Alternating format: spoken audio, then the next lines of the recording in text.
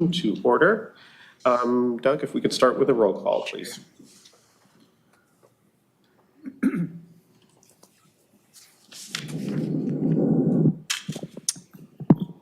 Commissioner Allen, Here. Commissioner Jesty, Here. Commissioner Martin's absent tonight, Chair Castle, Here. Commissioner Woodham, Here. Commissioner Samples, Here. Commissioner Sherbin. Here. Okay, thank you. If you would please stand while we salute the flag. I pledge allegiance to the flag of the United States of America and to the republic for which it stands, one nation, under God, indivisible, with liberty and justice for all. Thank you.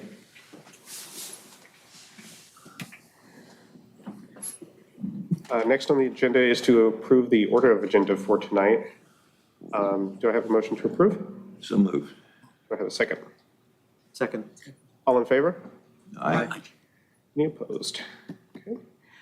Next are the blue folder items. Are there any additional backup materials tonight, Doug? No blue folder items tonight. Okay. Next is item F, the consent calendar. Tonight we have the approval of the affidavit for posting for the regular Budget and Finance Commission meeting from July 11th. And also the approval of the minutes from the special Budget and Finance Commission meeting on April 30th of this year.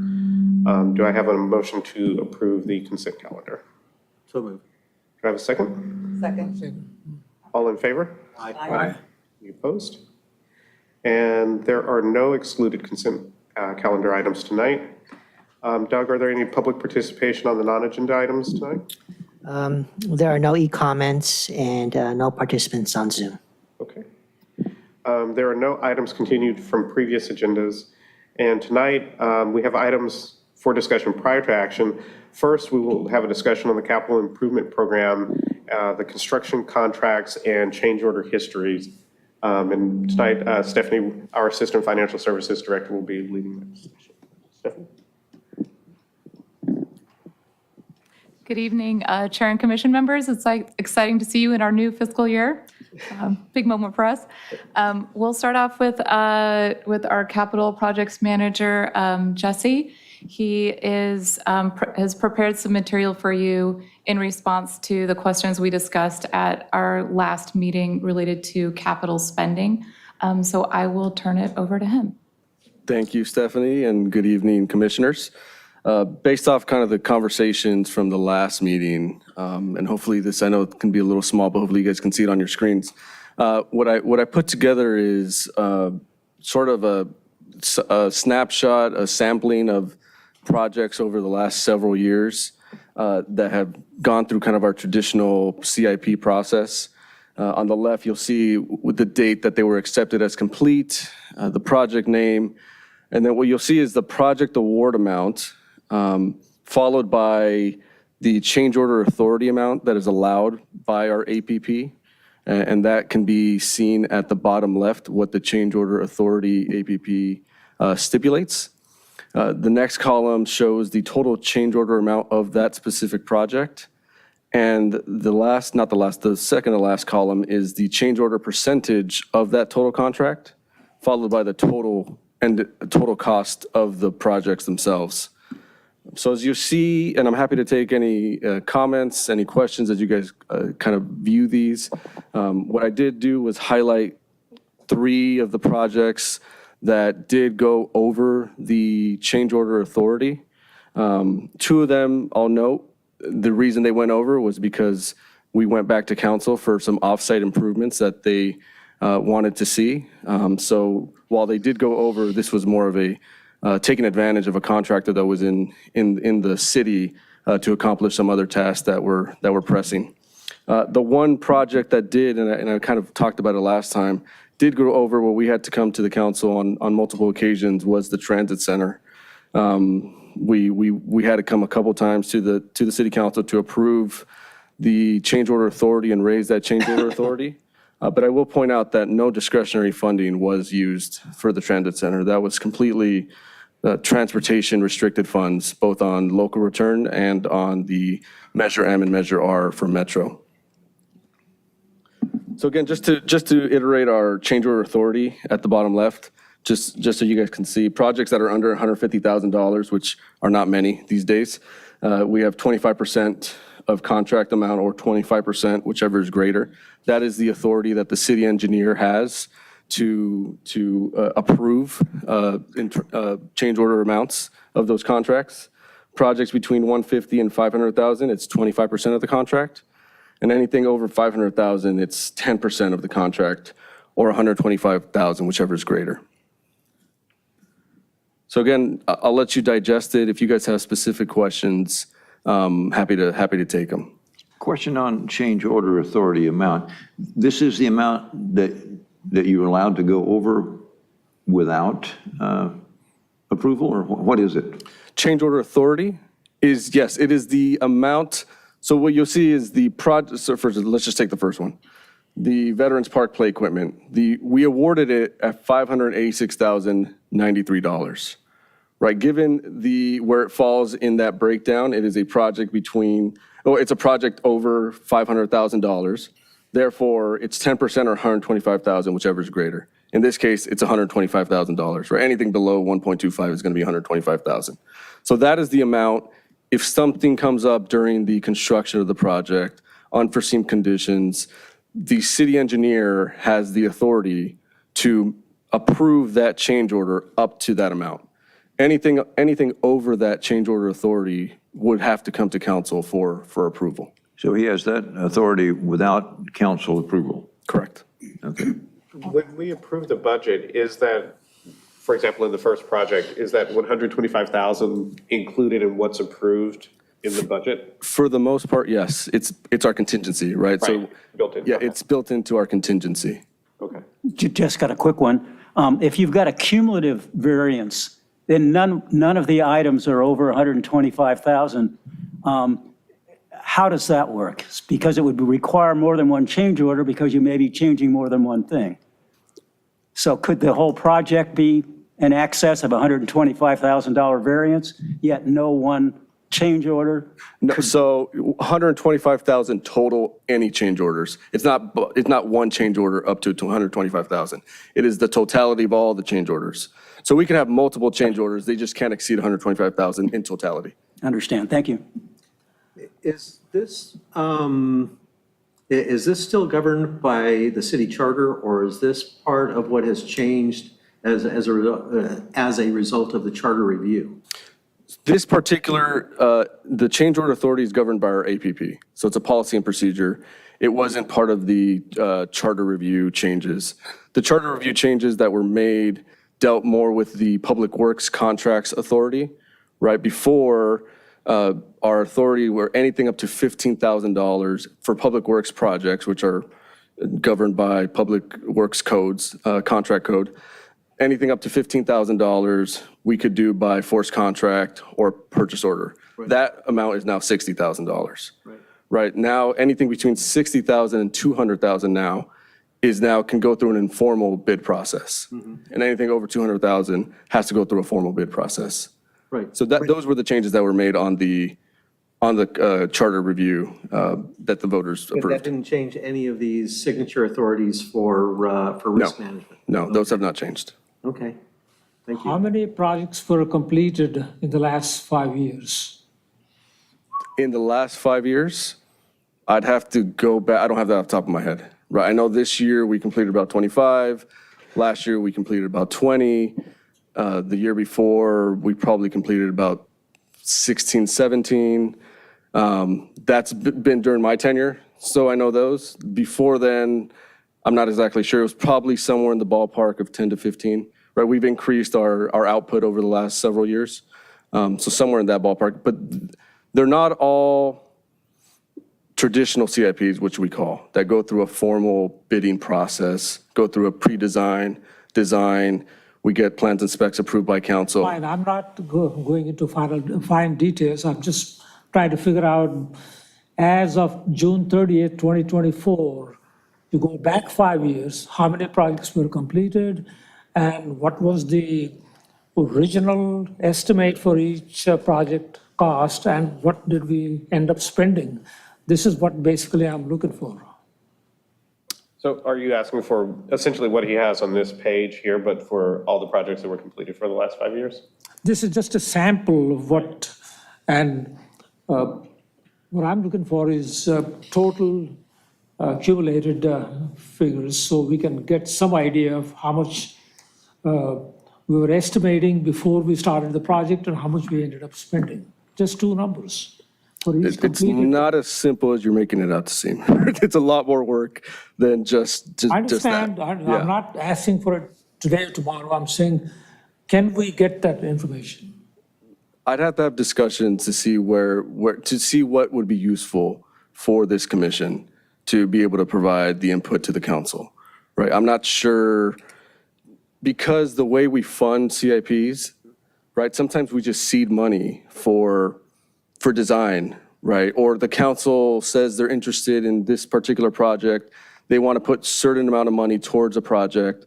We don't know exactly what that cost is going to be at that moment. They seed it so we can kind of start that process.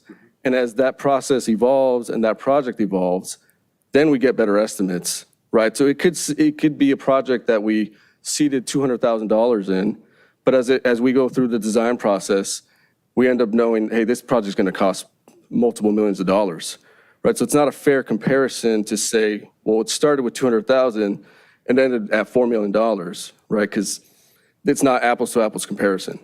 It's not I'm not talking about the initial cost to investigate the project. I'm saying, once the decision is made to go ahead with the project, what project amount do you estimate? And is it something that comes through a bidding process or something that?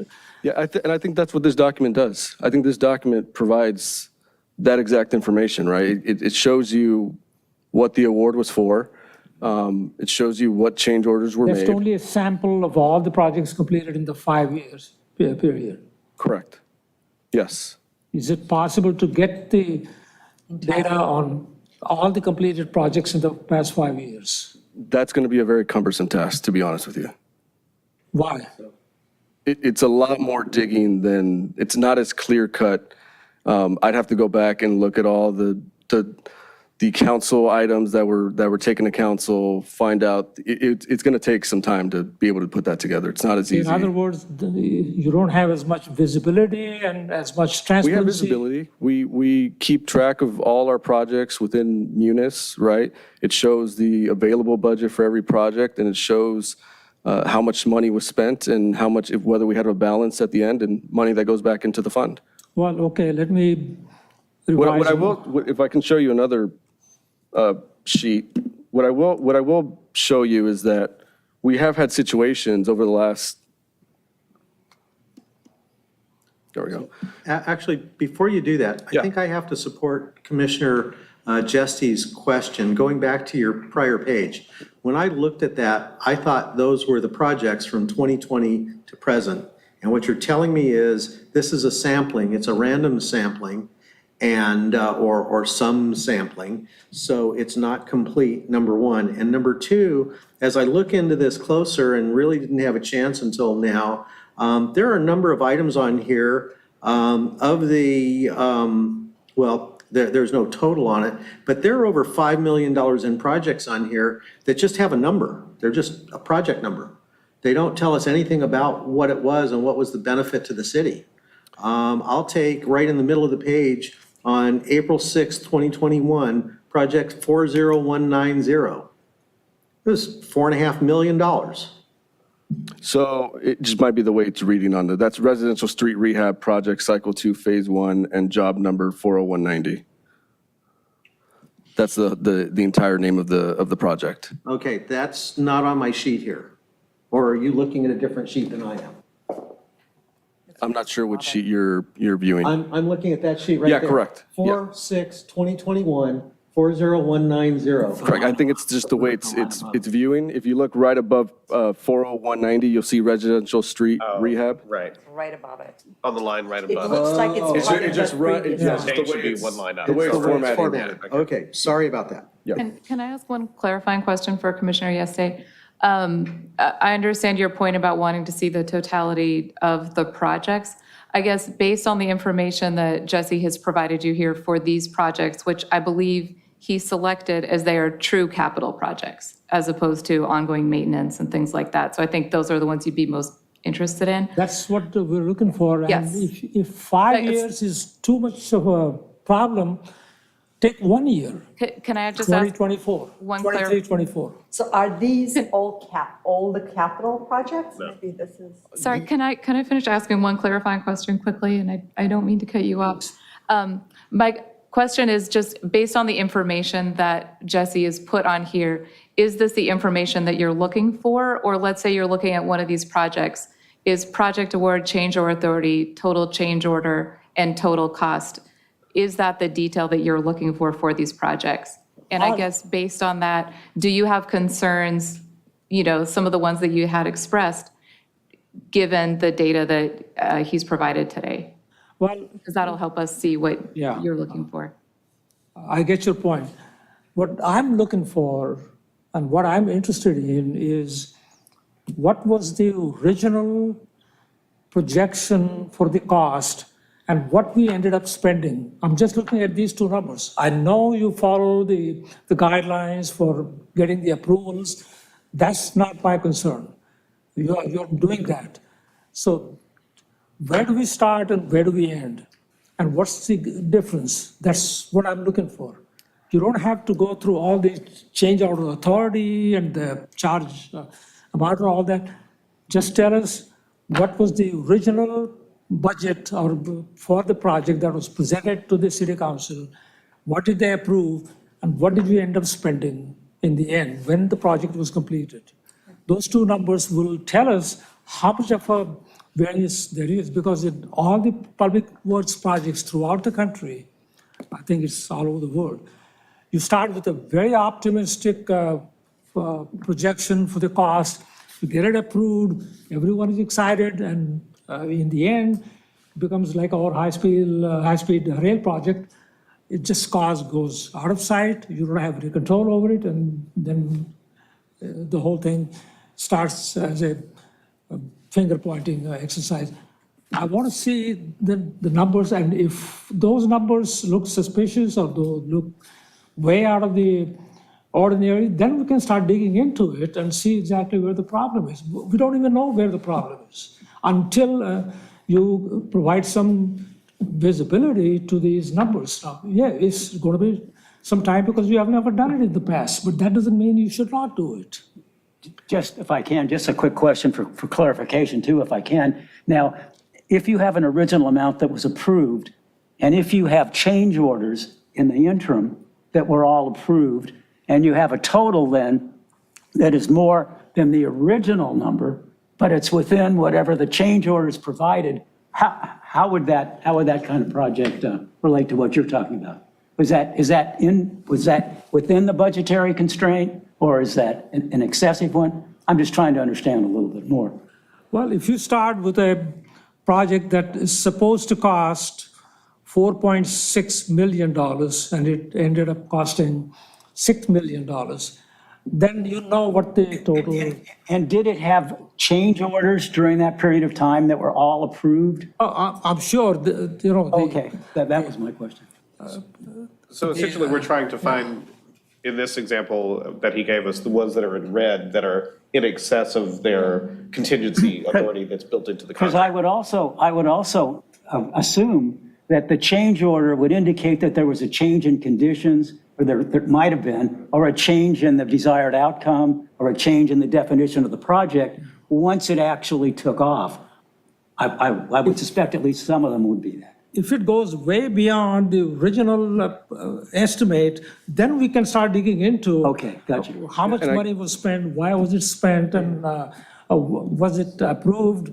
I guess that what I'm having a little difficulty is the only project where that has been an issue in the last 5 years is the transit center. We just haven't had that issue here in Redondo Beach. I don't disagree with you nationwide in certain situations that it's an issue.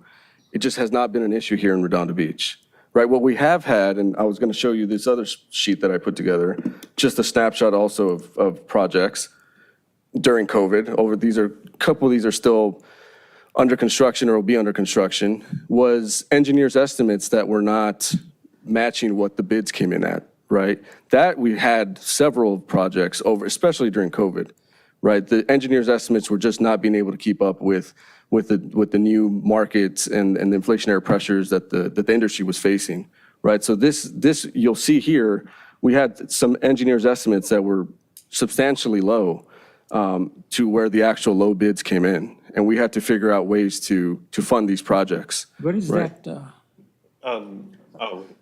If you Presentation, hit presentation on your. click on button. present, yeah. So who does these engineering estimates? Is that done internally in the city, or do you go to an outside? Most of the time, it's our consultants who are working on the design of the project. And how far in advance of going out to bid are these estimates So they usually created? provide these at the end of the plan, once we're at 100% design. Right. They'll provide the engineer's estimate. That goes to council pretty quickly after that for approval, and we put those out to bid within a couple months. So they're pretty real time. We didn't see the same issue prior to COVID, right? The engineers had it pretty locked in on estimates. They kind of had an idea of market rates and cost of materials. During COVID, just nobody could, even when they were putting in escalators in here, they just couldn't keep up with what was going on there. So that we saw this on several projects during the last several years during COVID. And we had to figure out different funding plans on how to continue these projects moving forward. And they were council priorities. So we come to them obviously with, and at that point becomes a funding decision more than overruns, right? We don't consider that an overrun. It's just the situation, the reality of the market. So which figure was presented to the city council for approval? Was it $2.6 million? Correct. Yes. And that was approved, and then you had to go up to 3.9? Yeah, so the way it works is we go to the council for approval of plans and specs. In the plans and specs, we have an engineer's estimate, which then shows our funding at that moment for that project and the estimated expenditures, right? And then after they're approved, we actually do the bidding. We put them out to bid, and then we receive the bids. At that point, it becomes reality, right? Once we receive the bids, that's what the market is stating that, and we go by low bid, right? This is not an RFP proposal type where we have discretion. We have to go with whoever the lowest bid is, as long as they're a responsible bidder. Is that the information available? Who won the bid? What's the name of the contractor? Always, we post that to the website every time after every bid. We post it to the city clerk, actually opens them they usually do them on Thursdays. So it's a public opening. They come, the contractors come, and then it's posted to Laserfish. It's posted to the website. It's public records. And after we receive those bids, if we have the funding, at that point, we go back to city council for approval of award of the contract, right? So we won't come to the council to approve a contract until we ensure we have the funding, right? So even like, for instance, Torrance Boulevard resurfacing, right? We were $1.3 million short of the estimate, right? So we had to figure out, how do we cover this gap? Luckily, we had some other projects that had some funding in there. Because of other situations, we're being delayed at least a few years. So we transfer that money from another project to this project that has some momentum in order to finish that project. And then we'll come back to the other project when funding's available, receive that money, and then move on it. So would you go to council to, first they approved the 2.6 million, and then they also approved the 3.9 million? So they don't approve the 2.6. They approve the plans and specs, Okay. and this is an estimate that we tell them. We're estimating that this project's going to cost this amount, and we believe we have the funding to fund it.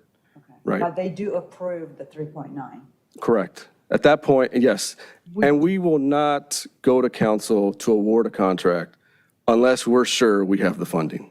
Would you like them to, before they go to council for their approval, to come to finance commission to? I really don't think so. Okay. We don't need to be an intermediary, and we have no authority to approve or disapprove any project.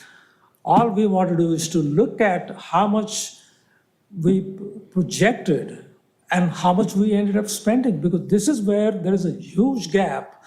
Every city, every state, every government has these huge overruns, and there is no visibility or transparency in how much overrun we have on all the projects that we have either completed or we have ongoing. That's my point. No, I understand your point taken.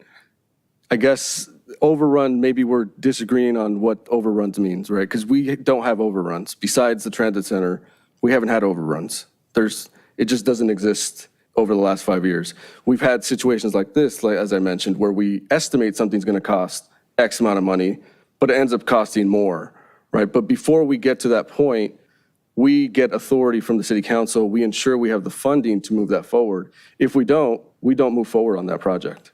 But just because it is approved doesn't mean it's not an overrun. Because you have a low bid for $3.95 million for a Torrance Boulevard resurfacing. Now, if that's the amount that is in the budget and that's approved by the city council, that's your baseline. Now, if you end up spending $8 million, just for the sake of argument, that's the overrun. Correct. That would be an overrun. That's not the situation though here. What's in the budget is what we need to look at. Sorry, go ahead. I'm sorry, but my experience with any kind of a construction project is you don't know everything about that project on day one when you start. So when the city council approves the 3.9 million, they're actually going to approve it at 3.9 million plus 25%. 400,000 or whatever the Correct. number is. 10% at that point, about 100,000. 10%, Yep. as the potential risk that we don't know what's going to happen when somebody tears up a piece of road and finds out that they have to replace a sewer line. It happens all the time. And that's included in what's actually budgeted for the project. The 3.9 million is if everything is exactly the way we thought it was on the day it was bid, it should cost us 3.9 million. If they open something up and find something different, they don't have to come back to city council and ask for an extra $100,000 to go fix it. They can just go fix it and continue the project. Correct. So I think we have to trust our public works folks and our various department heads to stay within those risk parameters. And I think, as you pointed out with the transit center, there were other things that happened that caused the project to change, and you still had to come back to city council for the additional dollars. Correct. But it sounds like from looking at the prior thing, and I'm sorry when I pointed that out because No worries. my eyes just weren't fixed Yeah, the on formatting was a little Sean. funky. I get it. Didn't add up. But I think we have to trust you that you're doing a good job, because overall, when I look at that, really in the last few years, if that's truly representative of what's going on, I think they've been staying within the risk parameters that are set out by the city council and the policy to stay within that, 5 or 10 or 25% of the project value. Would it be difficult to do, since we just completed the fiscal year, and I know we're starting our audit with our new auditors, but would it be difficult to do the projects that were completed in the last fiscal year? Just I think you said 20 or 25, is that, or is that most of what's on that page? Correct. And most of those, a lot of them were maintenance CIPs. Right. So they wouldn't have gone through the same change order authority. Those maintenance CIPs are usually, they go through our maintenance process, right, which is dictated by the charter as well. And they're usually awarded through a contract or a PO, and they stick to those amounts, right? In fact, the data I'm asking for is going to help you, not cause any problem, because if you find out year after year that your cost overruns, and again, that's the amount that you spend more than what the original budget was. If it is year after year, if it is 15% instead of 10%, then the city council may decide to up that amount, so you have a little more flexibility. But if you don't have data, you have no way to explain or justify or defend what you're proposing. We've been running very lean on the capital side, even though the dollar amounts look pretty large, right? $89.2 million capital budget.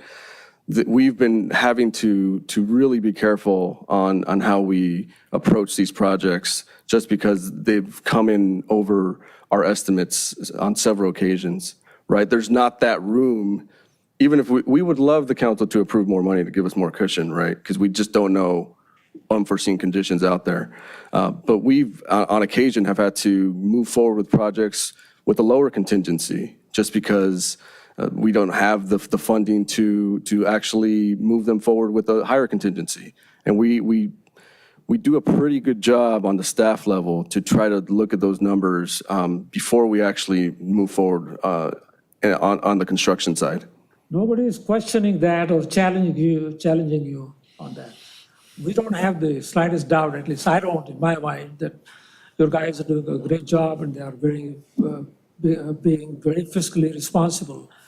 That's not the point. You're missing the point if you think that we're just trying to look for some place where we can jab you. That's not the point. The point is, give us data, we can do analysis, and we can start digging into all these issues. So if there is something that is continuing to be a problem for you, then we can help you get it resolved. Without the data, we got no way to figure out what's going on. And until now, this is the first time you have presented something that is beginning to make some sense. Now you have some idea, we have some idea how much you're going over the budget. You can call it whatever you want, whatever pleases you, that's fine. Yes, once the budget is presented and is approved, that's the starting point. Anything you spend over that, doesn't matter what the reason is. Anything you spend over that is an overrun, as far as I'm concerned. Jesse, are these all the capital projects or some of the capital projects? These are some of the traditional, what we call traditional CIPs. But they're not all the capital? Okay. No. Can you start with just 23, 24 fiscal year and give us some numbers for the completed projects? I guess what I'm trying to understand is, so if you look at this spreadsheet, what is missing from this that you're not getting that's not included that you would like to see?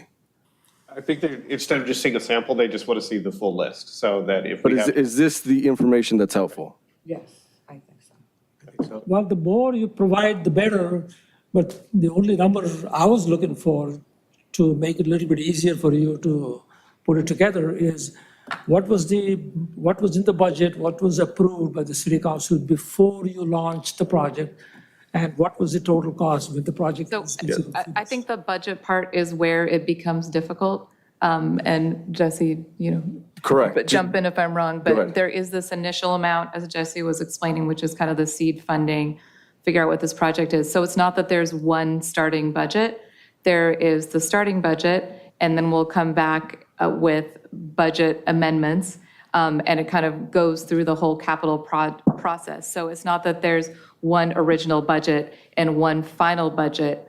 There are multiple amendments can that take place as part of the budget process. You can pick any number you want, but if that's the case, that should be the same situation for every project, wouldn't it? They're different, right? They work differently. For instance, this year, the council put $350,000 towards pickleball on Aviation Boulevard. We know that's not going to be enough money to construct a pickleball facility at Aviation. Council is also very aware that Right, that's and not. they're aware of that. So it's enough seed money to keep the project alive, to keep it moving. It's probably enough to do a initial design on it. And at that point, we'll get a better idea. Fully constructed pickleball facility up on Aviation is going to cost $3 million. I'm just throwing out a number, right? So we started the project with $350,000. If the council wants to move on it, they approve X amount of money to fully fund the project, and then we put it out to bid, we go to construct. You started the budget with $350,000, you ended with a cost of $3 million. That's not an overrun, right? That's not, just because you started with $350 and you ended with $3 million cost, we never said the project was going to cost $350,000. Right. But I guess like if we approve a budget that says this year we're going to spend $350,000 on pickleball, do phase one and, a study on it, that's not going to turn into $3 billion in this year's budget and suddenly we have a deficit. We would have come back and approved the additional money in an additional budget. If it's available. Right, if it's Right. available. Exactly. If it's available. So I think what we're trying to get is, if we approve 350,000, we want to make sure that we're not spending 600,000 or that portion for that year. Yeah, I guess, and So I don't maybe know how that's you the, account in yeah, I your- guess we just can't. Okay. Right, there's no possible way to spend more than what's budgeted. Right. Right, it's just not allowed. So our council authority is by project and by fund. So that means in any of Jesse's capital projects, from the finance side, we sign off on, we approve all the invoices, they all go through us. We will, the financial system will not allow anyone to charge more than is in that budget line item, and we will not allow that to go forward. Even if they want to move budget between council-approved projects, we need council authority to move project budget between two projects. Right, and we've done that on occasion, right, where we've, Yep. to fully fund a project, we come to council with the budget resolutions, say, hey, we want to move X amount of money from this project to fully construct it. And that is a council-approved resolution that then gives finance the authority to move that money. Right, we can't, on the staff level and not on the finance level, we're not allowed to do that. There's just no authority or mechanism to do it. So if you are spending $350,000 to even before you launch the project, that is still expenditure that has to be provided for in the budget, isn't it? Yes. Yes. And it definitely is. And Commissioner, I would just say, we want to provide this information. I think what we're trying to do is describe the processes in place that we believe would, stop the kind of overruns that you're talking about. Without saying this is definitely a concern, it makes sense that the commission is asking about this. The clarifications follow up because we want to understand what is going to be helpful to you to feel confident in your role with oversight that this is not happening. Right? And we want to be able to provide that confidence to you. The point I want to make is when you start spending money, it doesn't matter whether you are just putting it together or doing initial exploration of the project to come up with the firm guidelines and specifications that we can go out for bids. Money spent is money spent. It is, yep. Correct. It's like, if I had to go for shopping, I got $100. I can't say, well, this is for next year, or this is for this is for that. When I'm spending money, it's gone. So you have to start counting every dollar for the project. We do. If you abandon it after spending $350,000, then say so. If you don't, and then the ultimate budget comes up to $3 million, you go to the city council, get their approval. I'm not interested in all those steps. I want to see how much money, starting with the first dollar you spent and what was the total cost of the project. That'll give you better estimate and better feel for how the future projects should be projected as far as the cost is concerned. Right now, there is no basis for it, and we have no visibility. No basis for how we're spending the money? I don't know how much. How much does the project cost? Yeah, if the project is going to I cost. think I see what Commissioner Jesty is talking about, and I hate to kind of diverge from our conversation here. First of all, your question about what kind of information do we need if we were looking at this? If this is a standard format that you have within your department in order to track your projects, I'm perfectly fine with what's on here. I mean, it tells you what was the project award amount, which is basically what went to the city council, says, this is what we really believe it's going to cost, and it follows across, so it makes sense. But I think what Commissioner Jesty is talking about actually kind of goes back to a conversation that we've had for about the last year or year and a half, which is the city doesn't do a very good job of tracking total costs of ownership of many projects. Our homeless situation is one that we've talked about many, many times, where there are costs buried in the police department, the fire department, the public works department, the city attorney's department, Parks and Rec, and God knows who else. And there's no single place where we can look at and say, this is how much it costs for us to manage our homeless situation. And I think that's kind of what Commissioner Jesse's talking about. You have a $300,000 pilot project to determine the feasibility of moving forward with something else, whether it's build a skate park or whatever it is. And then that rolls into another $500,000 for other testing and licensing and things. And that rolls into another $2.5 million for something else. That total project is a $3 or $4 million project. It's not a $2 million project. And I think that's what the commissioner is talking about. It's like, how do we consolidate these things so that we can tie them together in such a way that they make sense? So I guess I would ask another follow-up question, which is what problem, well, I guess what problem are we trying to solve we've answered, but what would you like to do moving forward with the information provided? And I think that would really help us. So would it be to make recommendations on, policy?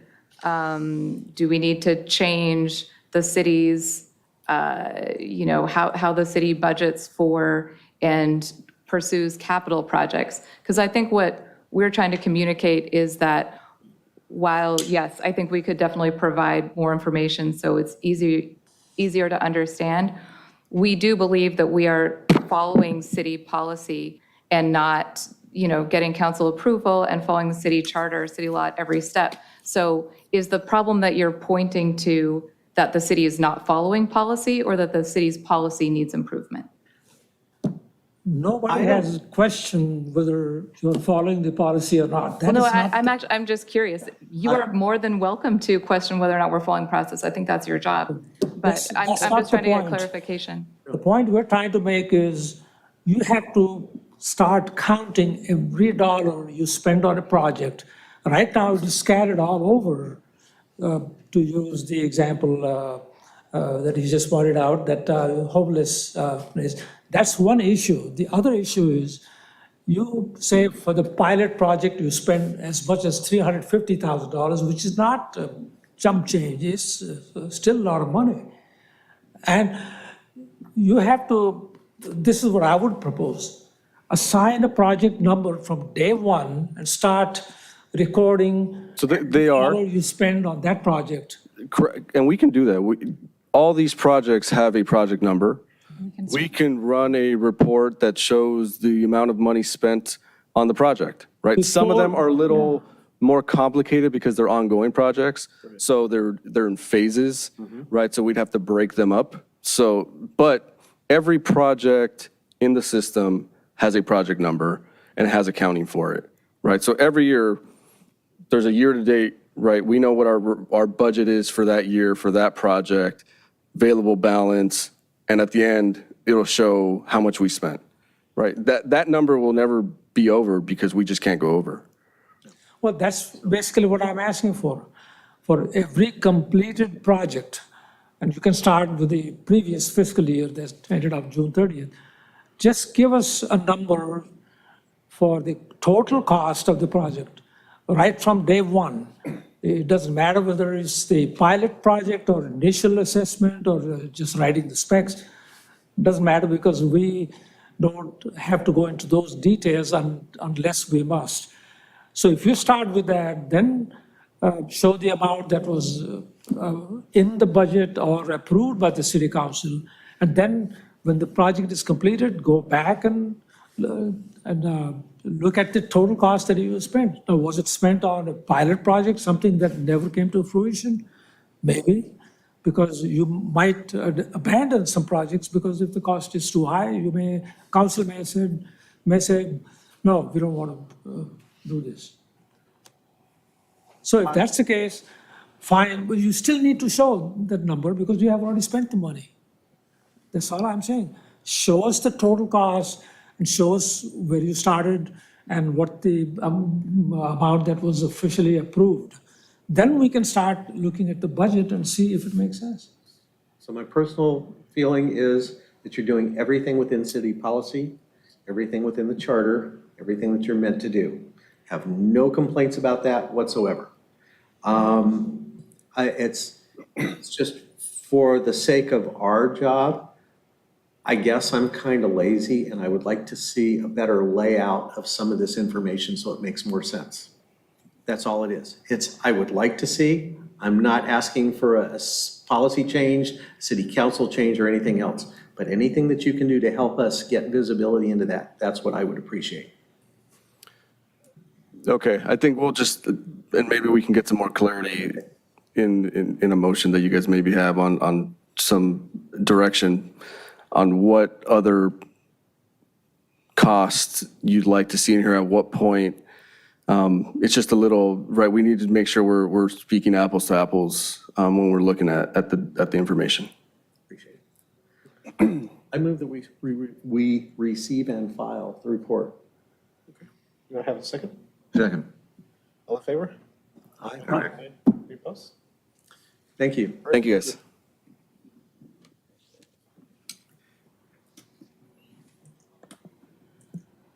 Question about city projects while you're here. Are you still seeing, we've seen a lot of inflation over the last 2 to 3 years.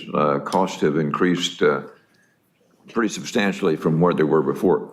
Has that leveled out, or are you still seeing those kinds of increases? They've leveled out in the sense that it's easier to anticipate them now for our engineers' estimates, right? We're closer in being able to understand them. They're still high, right? They're not coming down significantly. They're still, but we're better equipped to anticipate what those costs are going to be.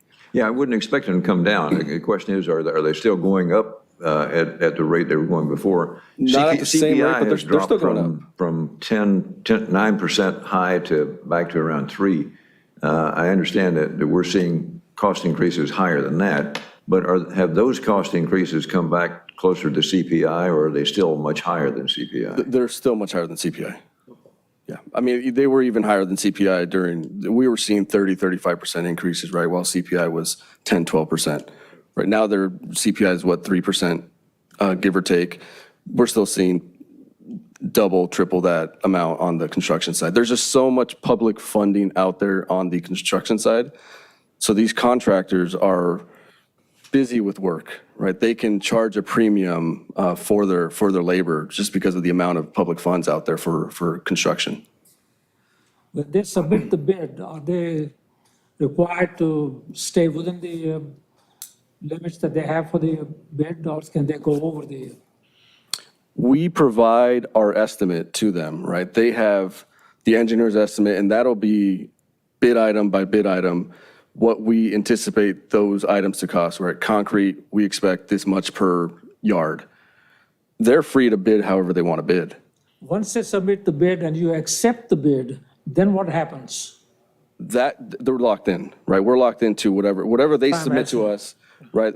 They're locked in, lowest bid. We've had occasions where the lower bid will pull out and say they've made a mistake or whatnot, and withdraw. And we have to take a look at theirs, make sure they're following process. They're not just trying to back out of something that they just don't want to do anymore, right? So, but they're locked into those bid item prices that they submit.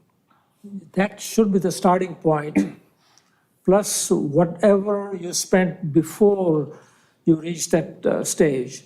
So if you can just combine those two figures, that's the initial starting cost for the project. That's the way I see it. Okay, I disagree slightly, but I see your point. Okay. Thank you, guys. Any other questions? Thank you. Next on the agenda, we have a discussion regarding our Redondo pensions. Excuse me, Commissioner, Chair we have to Castle. vote. Just for the record, there were no e-comments and there were no participants on Zoom for the last item. Okay. And we need to do a roll call vote to receive and file. Sure, if you guys want to. Okay. Commissioner Allen, Aye. Commissioner Jesty, Aye. Chair Castle, Aye. Commissioner Woodham, Aye. Commissioner Samples, Commissioner Sherbin. Aye. Okay, thank you. Okay, now we will have our discussion on the City of Redondo pensions. All right, so good evening again, Commissioners. As we mentioned in the past few weeks, we're going to have a time where we scheduled pensions on the agenda. and just gave you as a group a chance to discuss. In your agenda packet, as you're aware, I included two articles that Commissioner Yeste had shared with the group and wanted as a basis for discussion. I also included the most recent CalPERS investment returns from their June meeting ending March, or for returns ending March 31st, 2024. Again, these are just as a basis for your discussion. I wanted to share them as we had shared these with the commission in advance, knowing your interest in the topic. We had planned, or I had meant this as a, time for you guys to have discussion. I also did prepare a few slides with some information that Commissioner Woodham had brought up that he thought would help clarify for the group some of the things we've talked about with pensions. So Commissioner Woodham, thank you for that. Thank you for your attention to this and come over and discussing with me. So I have a few slides that we'll share and then we can go into your discussion. So the first item that I put together, Commissioner Woodham, you should recognize the far left of this column as the, or second from the left, as the CalPERS investment returns starting in 2010, 2011. And what this slide attempts to do is line up the CalPERS investment returns with Redondo Beach's unfunded accrued liability. And this tries to show some kind of relationship, what happened to CalPERS investments and what impact did that have on our unfunded liability. And I've included a couple of dates here. So we have our fiscal year in the far left. We have the CalPERS investment return for that fiscal year. We have the actuarial report year, which would reflect that year's return. So for example, our most recent valuation report was for the fiscal year ending in 22 and 6/30/22. In that fiscal year, 21-22, CalPERS had a minus 6.1% return. That valuation provided us with a UAL, which is our most current at this moment, of about the $42.5 million. So that kind of lines up the dates for you. The place where this gets a bit confusing is the valuation date. So we get our valuation every year around July and August. That includes the actuarial report as of the end of the prior fiscal year, along with that fiscal year's return. So there's about a year gap, and this is why it gets a little bit confusing. I did make a few notes in here for 2021. You'll see our UAL went down from the $218.6 million down to $163. This is a very large decrease. This is right before our big payment, and that is due to the 21.3% CalPERS return in that 2021 fiscal year. You'll see 21-22. Again, this is our most recent. That's the year where we made our big payoff. We made that in July, the very start of that fiscal year. We did get a very nice $0 notice from CalPERS saying our UAL was zero, dated September of 2021. That state of affairs, unfortunately, did not last. And our final UAL, which is our current 42.5, that reflects the investment returns for the 21-22 fiscal year. Yes. How much did we pay them? I believe the total was about $250 million. I'd have to look exactly. We owed 160, we paid them 250, and we still owed them 42. Well, again, this is where the timing kind of comes into play. So when we requested a total payoff amount, which is not necessarily going to equal the UAL in either of our prior valuations. So that would have been going back to the prior valuation, which is the 218. But again, it's a point in time, so it's not necessarily going to match the number in our valuation. It's they put together a payoff amount. And I'd have to look at the amount we paid them. It wasn't the total amount of the bonds because we had some additional costs in there. But again, it's the timing. If you're interested in these kind of additional reports that we receive from CalPERS in between those two valuation years, I'm happy to share those. We have all of them. The purpose of this slide really was to line up the investment returns and our valuation and get a better understanding of the timing, because I think we probably helped confuse the commission on that. And I think, Commissioner Woodham, I thought this was a good idea to put together. I think this is great, and I can just say that I know I went to high school in Lawndale, so my math is really bad, but the worst that we ever owed was 218. If we paid them 250, when we thought we owed them 163, how do we still owe them 42? I So- don't think I trust their math. I can show you the additional reports. Again, the Okay. 163 amount is following the 2021 Yeah, returns. yeah. The, It's okay, it's okay. I'm I not can trying bring to out put the you on- reports for I'm not you. trying to put you on the spot. I'm Yeah. just following the logic No, on your I chart, and I understand. appreciate you doing this. This is really good. I understand. There's a reason actuaries put these reports together. And from what I understand, they go through some rigorous math exams every, 5 years or so. I'll just note a couple other things that I included as notes here, and I did speak to our CalPERS actuary, so he provided, or he validated the information that I'm providing you today. And that is that CalPERS does smooth actuarial investment gains and losses. So that's another reason where you might think, oh, after this big year, there should be a bigger impact, or after a low year, we never think there should be a worse impact, but there could be.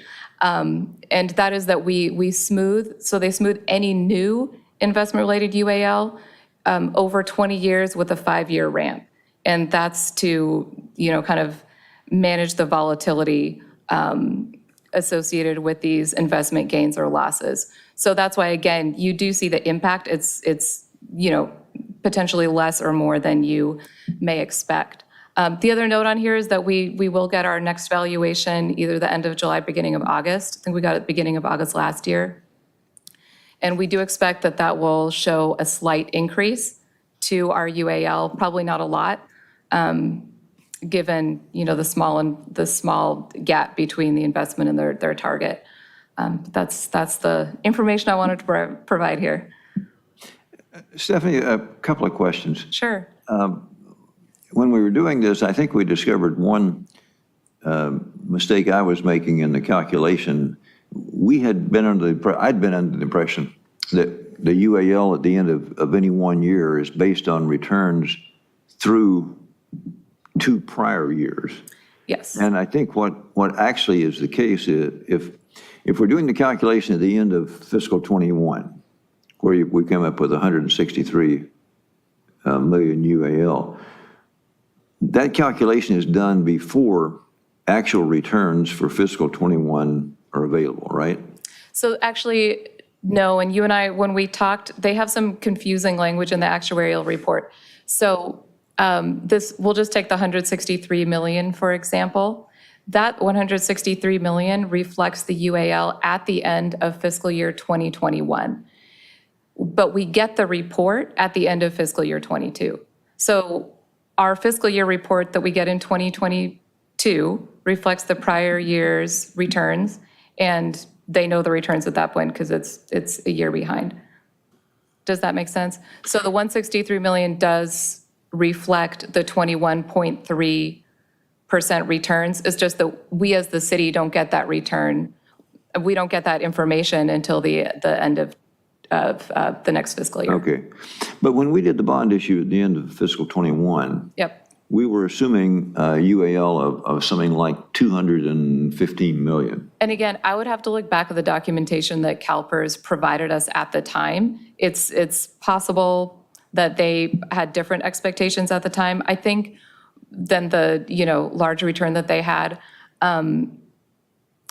I think in those instances where they don't have the final return, and this is some of the language we were looking at in the valuation, they assume the target rate of return. So Right. they would have assumed 6.8%. So in that way, you can see why there might be a discrepancy. But again, all of the calculations are based on the exact same math. Any differences, they incorporate moving forward, right? So if they, every year or two, they'll say, we expect the following year's employer rate and the following year's UAL to be X, based on, assuming the target rate, right? And it gives you kind of a ballpark to look at, but they tell you we are going to adjust those rates based on actual experience. Again, we have documentation for each one of these payoff amounts, so I'm happy to share all of those with the commission. Yeah, it would be interesting to know how we came up with where the $215 million figure came from, if in fact.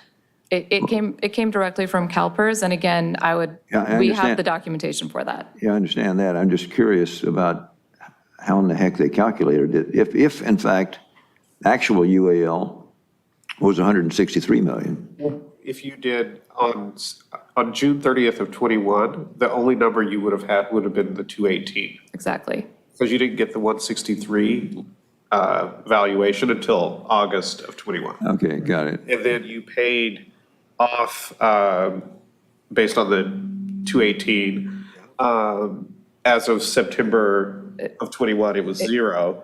But then over the course of the next year, during the next 9 months of that fiscal year, they lost money. And that's why, even though we paid it off, the next year coming around, we're left with a UAL of. And again, I would need to look at the timing of when we requested this payoff amount from CalPERS, but I think that would probably have been even earlier in the year, and then it takes some time to go through the bonding process. So again, I think that's likely just timing. Yeah, So if we called up CalPERS tomorrow Yes. and we said, we want to get out of your system, we've got a better plan, how much does it cost? So they will give us a payoff amount. I think we may actually have that in our actuarial report. I was going to look for that today. We need to pay something that would pay for all of the city's liabilities. So it would be, hundreds of millions, I believe. And again, well, maybe not hundreds of millions at this point, but again, they do have a payoff amount, and I believe there's some additional cost there. They will give us that. We can get Will they it. come back to us in a year and say you owe more? I believe they would not do that. Again, I would have to look more at the process of leaving CalPERS. I have not, researched that, but I believe it's something where, it's a contract. We have a contract with CalPERS, so leaving it would involve signing a contract. And I believe once, if the city did do that. Well, I'm just That's- curious because my thought was, when we were talking about paying off the UAL 2 years ago, that we were going to zero that out. So somebody made a call to CalPERS and said, we want to zero this thing out. And CalPERS said, this is the number. And it turns out this isn't the number. Well, So at what point does this become the number? Who calculates that? Or do you trust them? honestly, I will say I definitely do trust them. They Okay. are a, $500 billion investment firm. I have not seen anything in, they produce audited annual documents. I have not seen anything to suggest that they are committing fraud or. I'm not suggesting fraud, but it's, their calculations just intuitively don't make sense. If their number, to Commissioner Castle's comment, was 218 million, we paid them 218, and the new number was 163, we should have had a $50 million credit, and instead we owed 42 million.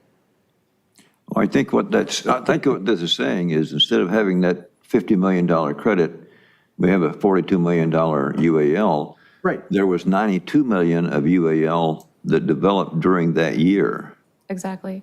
Which is So- almost 100% of the UAL to date. What is? Now, again, go back to the end of fiscal '21, 163. We were at that point, we asked them for an updated calculation. Our investment banker asked them for an update. Now, if that update, they probably used the actuarial assumption, which was either 6.8 or 7% at the time. So that would have ended up close to the 218 million from the prior year. We would have earned the actuarial assumption, which means that the UAL wouldn't have changed much from the prior year, right? Yep. So the 218, we ended up with 215 or 218 or 220, somewhere in that range was the UAL. So what happened is, in fact, we had returns of 21%, which meant that we, if they'd had the 21% on the day we asked for the calculation, the UAL would not have been 218, it would have been something less. They didn't have that, so we were working on the best information we had, which was 215.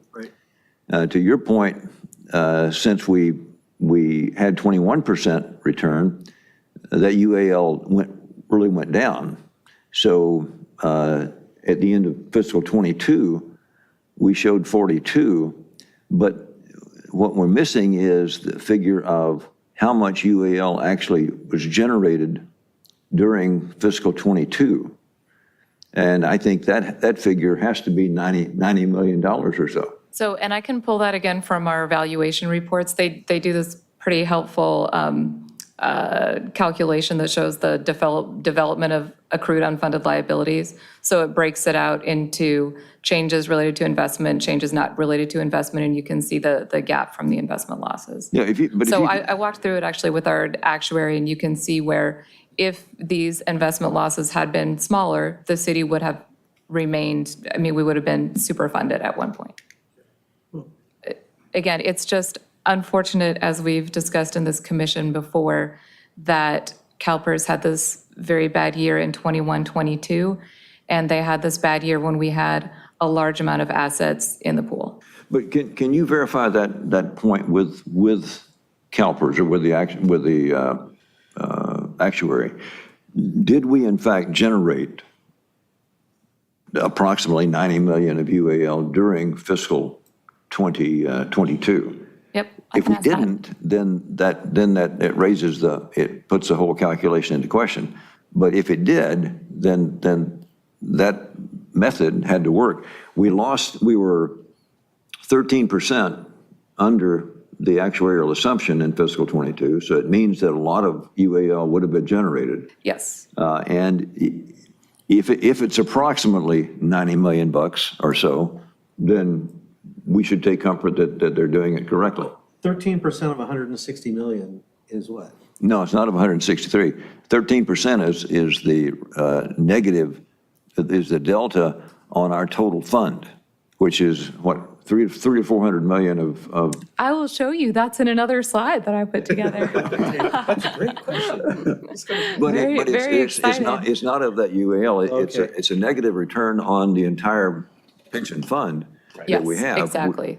Which is like close to Yeah. $1 billion, roughly. So this gets, Commissioner Woodham, with your permission, I put your fee question up here. Sure. In case the rest of the commission is interested in it. The Redondo Beach information that I included here, again, if I'm interpreting our actuarial reports correctly, if we add the market value of our assets as of 6/30/22, which is our most recent plan, it's about 631 million. Okay, that's And covering, 631 million. yeah. And this is our most recent actuarial report. So every year they give us the market value of our assets, they give us the present value of our liabilities, and I'm sorry, the 631 is as of, okay, 6/30/22. 6/30/22. And again, we'll have updated numbers and, Can you back up one slide, please? So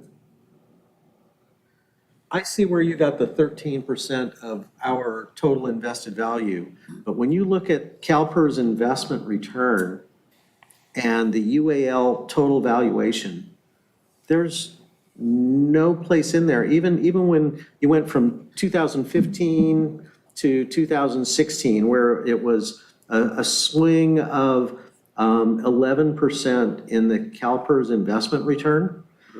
The UAL only changed by $1 million, not even $1 million. I don't understand how we get a $90 million swing down here, but we only get them, I don't understand this. These numbers don't make sense to me. The highest UAL we have is in 2017-18 or 18-19 at 2019-2020, 218 million. And somehow or another, we paid off 215. and we owe almost half of that amount afterwards. We didn't hire that many employees between 2019 and now. So what I would recommend, because I think, that this is complex, and for us to figure out CalPERS valuations is challenging. What I can do that may help, and you can tell me whether or not this would help. Again, they do have these very helpful tables in our valuations that we get every year that show the changes that happened in that fiscal year. So they show 2 fiscal years together, and they show what happened to the city's UAL as a result of all the changes.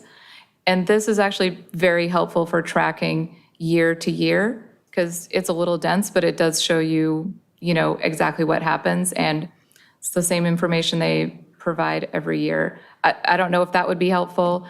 I think it's, maybe we could think about when we invite a CalPERS representative back in, I believe we do this in October, November, December, I'm forgetting. We could line this up as one of the questions for them. I'm just trying to think of a way to respond to the questions without, as non-actuaries, attempting to get through. I think that would be good, because, I'm sorry, I may be dense. I don't understand how these numbers fluctuate like this. Looking at this once again, from 2010 to 2020, in a 10-year span, our UAL went up by $100 million. Somehow or another, we paid 215, and our UAL went up by 100 million in a year. Again, I think we can find, Okay. I think we can find some numbers to track through this. Fair enough. Fair enough. Yeah, if this chart included, we've got UAL at the end of the year. If it included a chart showing how much UAL was generated in the following year, then the calculation that's causing trouble is when we paid off 215 million, yet there's still a substantial amount of UAL there, and it's that payment and new UAL generation that's Yes. causing the issue. So if the actuary can explain that, then they're worth their money. We will give it a shot. Okay. Fair enough. I will just move on to, any other questions on this slide? Sorry. Okay, no problem. It's great to have this discussion. I actually love pensions. I find them interesting, so, Can you fix my pension? still working on CalPERS. Commissioner Woodham had asked a question about fees, what fees CalPERS charges for administrative fees and investment fees. For administrative fees, I've included the information up there. Again, I got this from our actuary, and this is just also some information from CalPERS's ACFR. They actually have very detailed information on the investment fees by type. So if you're interested, I can also send that portion of the ACFR to this commission. So for administrative fees, as he shared with me, they assume about 10 basis points. It's actually been closer to 7 to 8. And out of the total pension, they've identified that in 21-22, which is the most recent year they have full data for, in the 22-23 report, it's about works out to $223 per active member or annuitant. And then for investment fees, just to note there that they do net those out of returns, so we wouldn't see those as, a line item. Again, there's very detailed data in this ACFR. We can share the presentation for you, so I included the link there, or I can pull out the pages and send them to you. Again, if I'm reading this correctly, which I believe I am, it's about the total investment expenses in 22-23 were about 1.4 billion. And yes, 1.4 billion. And if I'm remembering, I believe the total assets they reported in that report were about 462 billion. And then just for, comparison, for Redondo Beach, we have about 631 million is our market value of assets. and covering about 1,291 employees, of which 33% are active and the remainder are retired.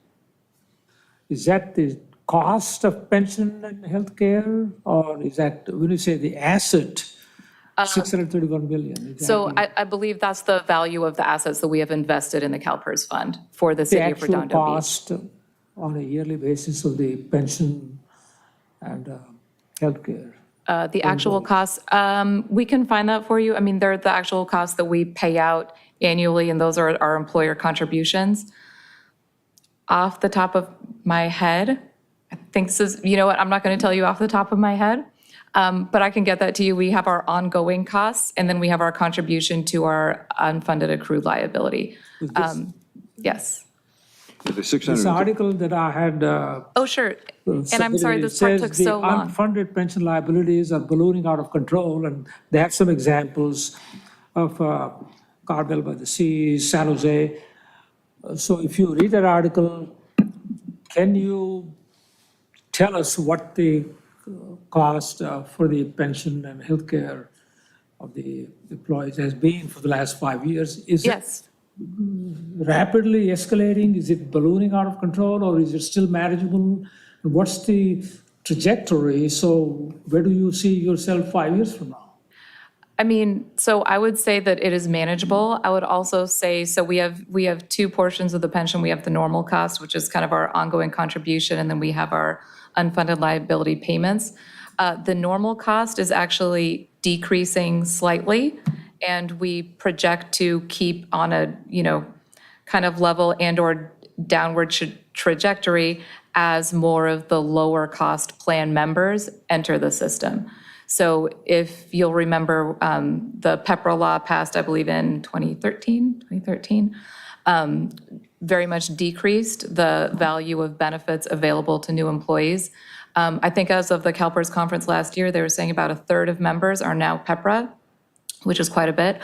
I imagine that number is much higher now, and I can try and figure out what that is. So for the ongoing costs for pensions, it's actually somewhat of a better news story than, we tend to hear. Obviously, pension costs as a whole, we're paying a lot for the unfunded liability. That is a large liability that I think cities are very right to be concerned about. I don't see them ballooning out of control, to your question, and we can, provide you the 5-year. That's very I easy to think do. those are the numbers we need to focus on, because as we said before, unless there is some visibility, we will not even know what's going to hit us and when and how hard. So we need to focus on that and then present it every year Sure. to us as well as to the city council, so they are aware of what's going to happen. And these costs are, as a total, I'd have to think about where exactly they're available in the budget, but you can see in individual line items in departments. They're separate line items. They're called PERS and healthcare. So they're easily identifiable. And again, that's information we can easily bring to this commission. Just see if we can detect some sort of a trend, so we can compare ourselves with other cities in the state and see if we are in a good shape or not in a good shape. I can tell you on just the unfunded liability side, from our discussions, we compare very favorably to most cities. I think the city is fortunate to have bonded when it did, thanks in part to this commission's recommendations, and have put ourselves in a much more manageable position. In terms of funded level, I've asked them about that as well. And again, I think Redondo Beach is in a very good position compared to most cities in California. To that point on unfunded, CalPERS, one of the figures in the material you supplied is that CalPERS in total is 72% funded. Yep. So that means that the average of all funds covered by CalPERS is 72%. We have a fund that's worth $631 million. The previous chart showed our UAL, the last calculation, at, I don't know, something like $50 million. So 42.5, yeah. 42 million. So that's less than, that's about 8%. So we should be, if the numbers can be used here, our funding ratio for Redondo Beach would be somewhere around 90%, 90 or 92%. Which is in excellent Yep. position compared to, as you know, your articles show. We are in a very fortunate position compared to a lot of Yeah. cities. And to Commissioner Samples' question a moment ago, what would it cost if we wanted to get, I don't think we want to get out of CalPERS, and I'm not sure if we wanted to, if we could, or how we would do it. But assuming that we could, and we'd write them a check, our fund is worth $631 million. We have UAL of $42 million. Now, it's possible that we could take that UAL with us and that simply Redondo Beach would put that on the books as a liability. If that's the case, we don't have to write them a check for anything. They send us our $631 million. And we walk away. And we walk away, and we're in the hole to the tune of $42 million. So the opposite side of that market value of assets is the present value of our liabilities. So we can't walk away with the sum total of our liabilities is not the unfunded accrued liability. Well, I say walk away. I didn't mean walk away. I mean, it becomes an asset on our books because the sum total of our liabilities is $631 million plus $42 million. It is not. So in addition to the unfunded accrued liabilities, we have the liabilities that our assets cover. So But doesn't the unfunded accrued, Doesn't the $631 million, though, cover that? If we earn 6.8%, or the actuarial assumption on that $631 million, we pay that liability stream, I think. so again, I probably should have put the offsetting side of the market value of assets because they calculate also our liabilities for the benefits that the city has committed to over that time period. The difference between the value of our assets and the value of our liabilities is our unfunded accrued liability. So we would walk away, again, I would have to look at their calculation, but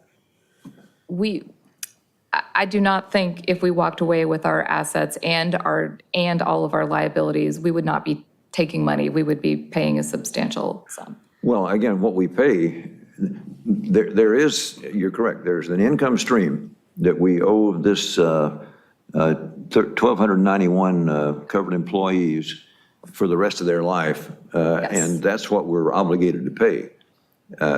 With the $631 million plus the $42 million, if we earn 6.8% per year every year, that's paid. If we don't earn that, if we have a negative 6.8% And that's next where year, our unfunded liability then comes we're in. $90 million more in the Yes. hole. So you make assumptions on what that would be, but we don't have to write a check for hundreds of millions of dollars, as was suggested, if in fact we earn the actuarial assumption on that balance. We don't know whether we're going to earn that or not. Exactly. And we don't know it each year, as their calculation shows, the Yes. UAL goes up or down, and that'll continue to happen. So we'll, and as long as one of these 1,291 people are alive, we've got that calculation is made, and we have money that we owe or we don't owe. And the problem is the way they calculate it, it's almost impossible for a city to budget because their calculations are so far in arrears and so difficult. But I think the other difficulty is just that it's constantly changing, right? So they, as Commissioner Woodham just said, we don't know that we're going to get that 6.8%. There is another option which we may want to consider, if it is even an option, is offer a defined contribution plan to the new employees and then continue the CalPERS plan for the existing employees. So that way, eventually, we'll get out of CalPERS without paying any penalty. So I think, Possible. I think that's something that this commission could discuss and potentially get together and recommend from the city perspective. First, I'm not sure based on our contract with CalPERS whether or not we could do that. So there's that. I think it would also put the city in a very disadvantageous position for hiring. Because if you are looking for employment at a city and all of your peer cities offer a CalPERS pension, which you've probably spent time in and potentially vested in, Redondo Beach would likely have to pay significantly more in a salary and/or something else to be even close to competitive. And again, these are just considerations that, I would offer from a staff perspective hearing that. I'm sure, as your article points out, these are options that other cities have thought of, given the large liabilities involved in pensions. So that would be my initial thought. Again, if this commission wants to discuss and consider this, we can find more information for you. A question on you mentioned a third of the employees were under a different plan or a different classification. What is that, and what is their retirement plan is different than the 2/3? It is. So there are 3 tiers. One are classic members. Those have the most generous benefits. I'm going to get them wrong if I say them, but it's a certain percentage of your salary at the time that you retire. Doug, if you're an expert on this, you could definitely jump in, because I'm sure I'm messing it up. But The one-third we're talking about is at a lower rate than the 2/3. the 1/3 is at a lower rate, and those first 2 tiers with the more generous, no one can get back in those. So once you leave, if you leave your employment, if you leave a position, you automatically enter at the lower rate. And the idea behind pension reform is, as time goes on, it's going to decrease the liability on cities because the benefits will be less generous. But even that 1/3 is still a defined benefit, a DB Yes. plan, it's just at a lower contribution It's at a rate. lower rate. It's at a lower amount and a higher retirement age. Yeah. And those employees also contribute more towards their pension. Is that, has that created a problem in recruiting new employees? So it kind of depends on what level, and I think, someone in human resources could speak in a more informed manner to this, but where it becomes more of a problem is recruiting more senior people, so recruiting executives from another city. If you've been there for a long time and you have a more generous plan, you are less likely to want to change your job and come to a new city where you're going to re-enter at a lower tier. It really doesn't matter what you offer them, they're not going to take it. Well, they may. I mean, there are other reasons that there are other reasons you want to choose a job. I think, Well, those. again, I'm not an expert in this area, but I think passing pension reform has impacted, agencies' ability to attract people from another city, because it is a big loss to move into a lower pension plan. Those laterals or transfers that you're talking about, I'm sure there are a lot of dependencies, whether it's within the county, within the state, within the agency, whatever. But don't they usually, especially after some vesting period, 15, 20 years, their pension in the old system is frozen? And basically, they continue with the old pension plus whatever they receive in the new. So it may be less than if they had stayed in one place for 30 or 40 years. It's true. But it's not like they really lose a lot. I'm not saying that they do. Sorry, I don't know if I was me. I don't know if I was communicating that. Okay. But it's definitely a factor. And again, someone in human resources would speak in a much more informed manner about this. I don't know if it's a huge impact to your question. I think for people coming in, that's now the law. I don't think it causes huge problems. A question on CalPERS historic returns. Yep. I Oh, yeah. sent you an email on this. Have you got that? This is my last slide. Okay, cool.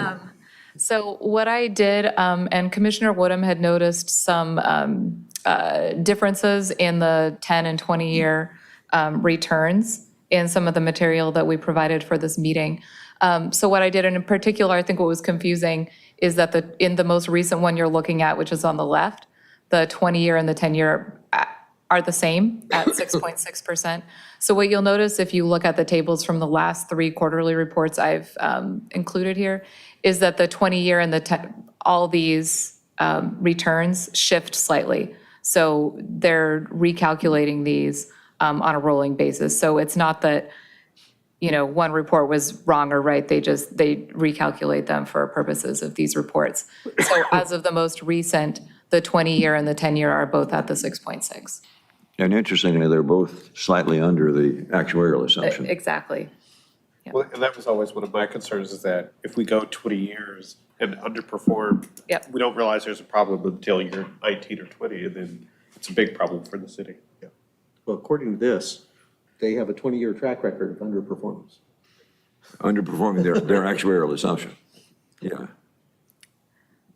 Which is why we generated the large UAL because, number one, they were underperforming, and number two, at the beginning of this century, benefits sort of across the board from CalPERS were increased. Right. Pretty substantially. And the contribution level didn't go up to match those increased benefits because everyone was assuming, incorrectly, as it turns out, that the returns from the 80s and 90s would continue into the 2000s. And anyone who looked at that seriously would know that they weren't going to continue, but that was apparently the assumption was They made. didn't even go back and recalculate what was required at that point in order to achieve those benefits under any circumstances. They literally said, okay, whatever the contribution was up till now, that's what it was, and these are the new benefits. Yeah, yeah.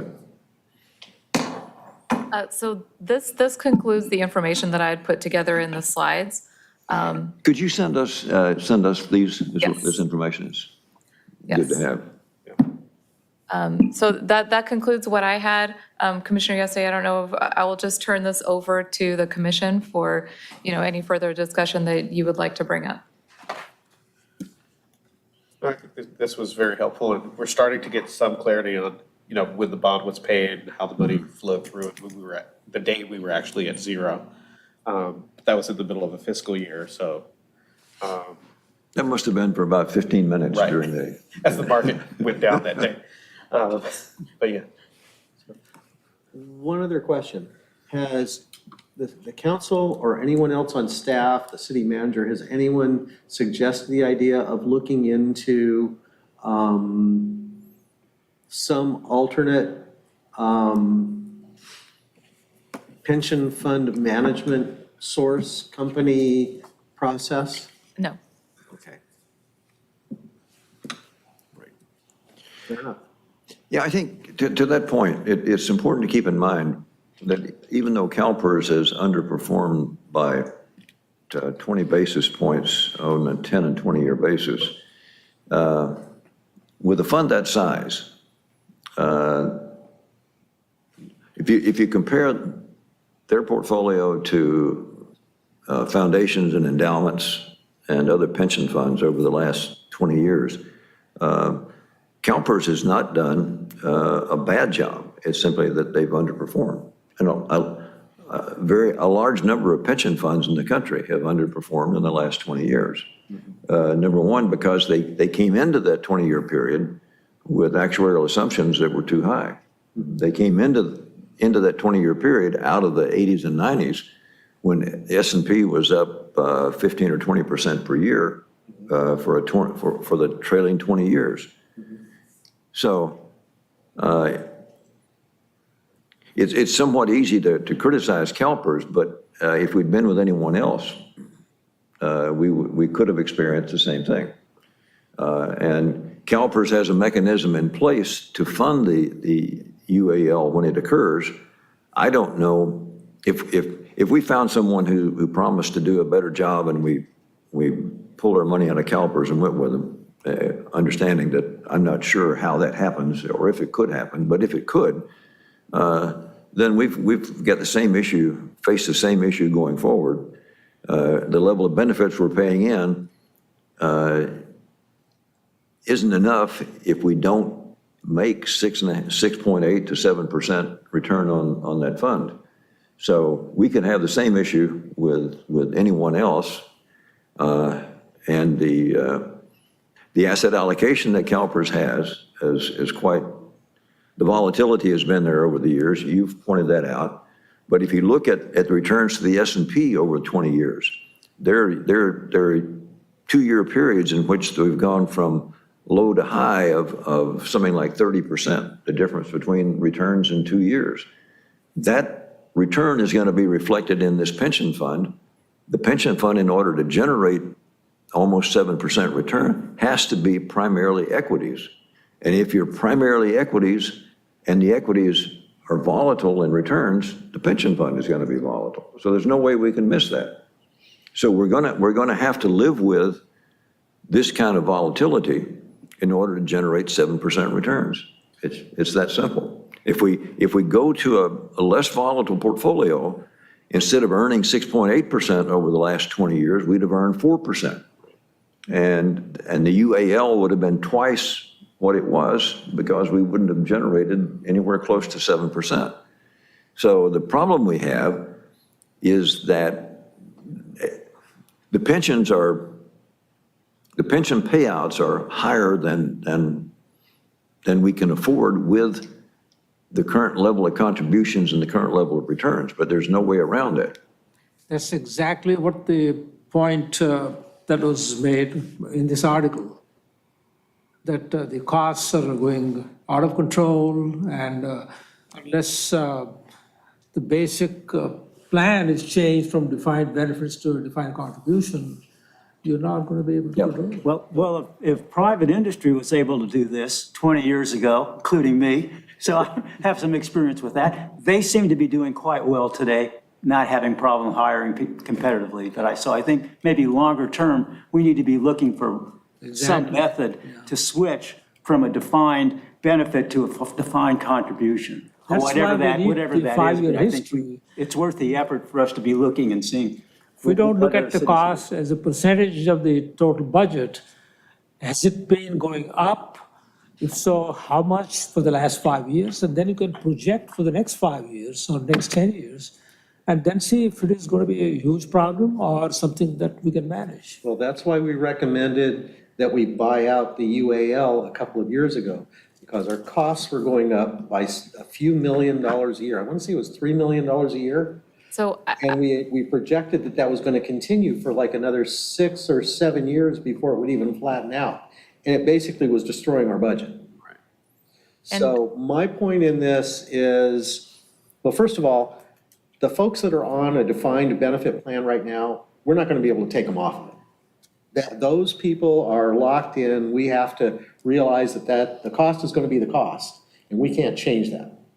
People going forward, like on PEPRA, that's going to change, but we're only maybe 10 years into this, and we've got another 15 or 20 years before those people are getting close to retirement, and we start taking advantage of the fact that they're on PEPRA. So none of this is a quick fix. My point right now is there a way, and I guess maybe an alternative to looking at another source for managing this? My frustration is that the volatility in the CalPERS program just wreaks havoc on our annual budget. Maybe what we need to do is ask our finance department to try to project forward and come up with their own numbers to smooth that cost so that we can put more money away in our pension fund category and hold that in reserve for the cases where they're underfunded to the tune of $42 million. I'm not sure quite what to recommend, but there's got to be something here where we can smooth this, because I can't see where managing the budget of the city works with that kind of volatility. So previously, I had recommended Stephanie to look into Section 115 trust. In our city, we don't have them. We don't have it, but that's something to look into. And then they can come back and explain to us how that will work and how it will be if we switch. Yeah. So we can definitely do that. I think, I can contact CalPERS, but I think they would be very happy to appear at a meeting and discuss that with the commission. We do have, Section 115 trust would be something different than CalPERS. yes, okay, sorry. I made that leap because CalPERS does have a Section 115 trust. Yes, we could definitely look into that. I would just remind the commission, as you're aware, that we do actually have a CalPERS fund. So we do have funds set aside specifically for CalPERS. The difference between that and the Section 115 trust, besides the fact I believe the Section 115 trust would earn whatever interest would be different than what we're earning in our portfolio as a city, is that the city would not be able to remove that for any other purpose than to pay pensions. We don't have that specific restriction on the city's funds that we've set aside for that. This commission could recommend that council make those funds a little bit more inaccessible. But again, the city already does have funds set aside specifically for that purpose. I think, other things that cities have done would be, for example, to set a policy. When I was in Santa Monica, they created a policy that said any year that there's X percent available in the budget, the council will set aside X amount to put for pension costs. So, I think in terms of, smoothing and preparing, those policies are a way to go. You could think about, I think policy is the way to go. And it's just a decision, how much of that funding do you want to set aside, which is then not available to, fund capital projects and, provide services to the city. So it's, So you bring up a good point. We have a reserve fund for pensions. Do you know how the calculation is performed to determine when we put money in and when we take money out? as far as I know, there is no rule or policy to determine when we put money in and take it out. Other than that, the city manager would recommend that. He would decide based on, the other city's other funding needs, when it made sense to use that. And then he'd present that to city council, and city council would decide whether or not it was appropriate to use at that point. The city manager could also say, hey, we haven't used this for pensions for a while. Council has prioritized a capital project. We could use these funds to fund something else with council approval, as far as I understand this funding mechanism. So, I think that's something for maybe this commission to look at, and if we can get some input from you and your department, might be a good idea to come up with a more rigid policy. We have a vehicle replacement fund that is kind of structured. We buy a new vehicle and we put away 10% a year or whatever the number is, on the assumption that in 4 years we're going to retire that vehicle and we've got to pay for a new one. We should probably have some kind of formula for our pension fund, because as long as it's defined benefit and as long as we're going to have this fluctuation with CalPERS, we should probably have a very well-managed and robust reserve fund for our pension obligations. Good point. How much is in that pension fund now? I believe it's like 7.6 million, around there, 759 sticks in my head. And I think in our budgeting process as well, if CalPERS is underperforming by 20 basis points, we should assume that that's what it's going to be, and maybe put that 20 basis points into that reserve. Well, But, and budget that in. that's kind of the benefit of us getting, the city sees the impact in the UAL in our budget, actually the 2 years behind. So, we got this $42 million UAL start of last fiscal year. We're only paying that in 24, 25.